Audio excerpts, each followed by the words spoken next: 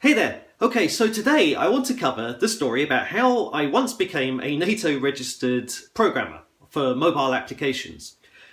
You may remember when you was a child being told that if you count the seconds between when you saw a flash of lightning and when you heard the rumble of the thunder, that each second was a mile or a kilometre, or depending on what the story was you were told, that you could work out the distance that this lightning was away from where you were standing.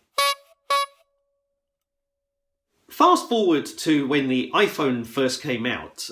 It came out in Canada about a year later than it came out south of the border. So I originally in Canada had to start learning using the iPod Touch because the iPhone just wasn't around. What happened was I did one of these simple timers where it was like, okay, you press the button when you see the flash of lightning, you press the button again when you hear the thunder, and then it would do the calculation to work out, like, okay, this is how far away the storm is from you.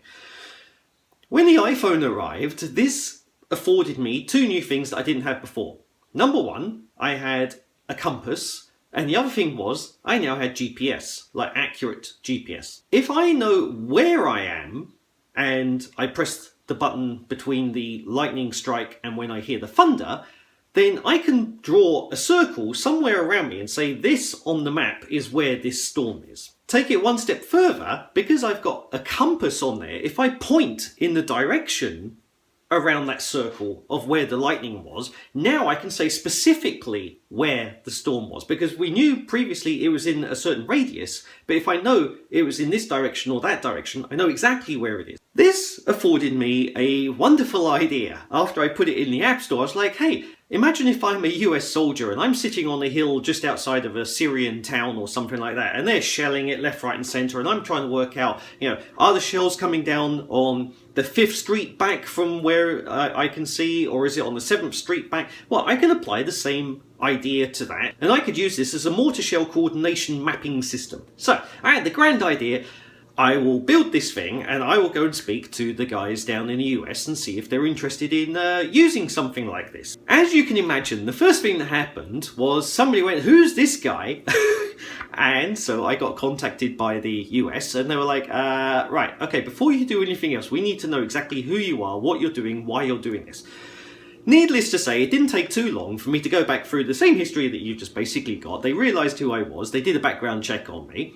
Next thing you know, I'm being made a NATO registered developer, and I also got given basically a box that I had to stay within. The box that I was given was probably the best box that you could ever have as a mobile developer, because I was basically allowed to do what's called C4ISR. That stands for Command and Control, Computers, Communication, Intelligence, Surveillance and Reconnaissance, which basically means anything to do with electronic warfare,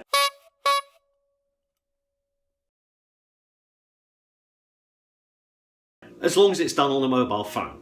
That was the limitation. So let's say, for instance, I want to use my mobile phone to communicate with a drone or something like that.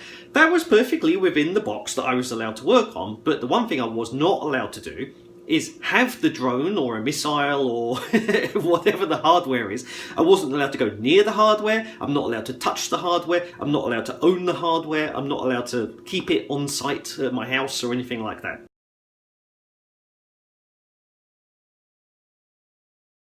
This obviously came with some other flip sides, which worked in my favour, which was, as long as I was doing something and I had the question that related to the thing that I was doing, I could go and ask the military for the answer. So let's say, for instance, I'm interested in talking to a fighter jet, and I needed to know, well, when I give the go up 5 degrees on the wing, am I telling the port side or the starboard side? Like, which side am I trying to talk to? I was able to get the types of information like this that I required. One of the downsides was every time I opened up my software and started working on any of this, the house effectively became a NATO base. So for the time that I had the source code out and available and was working on it, nobody else was allowed in the room. It was considered off limits to all civilians and stuff. So this was actually a very interesting administrative headache, because it did mean that I had to be very, very careful about what I was doing. And I also had to mitigate all risks that people might find information that they're not supposed to have. I did that for 5 years. That was how I became a NATO registered iOS developer.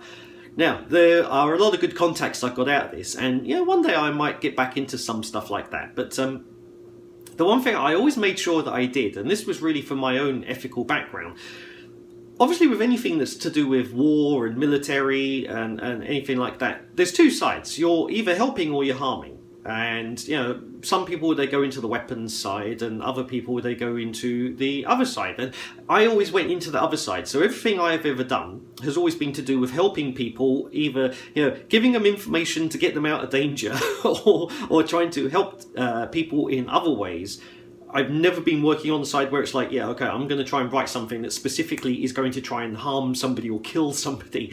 That for me was just never something I ever wanted to have on my conscience. So, over the years, as I said, I've done a number of projects and things, and, it was a fun thing to do. And I may come back to it one day, but for now, I'm quite happy doing the normal projects that I do on an everyday basis.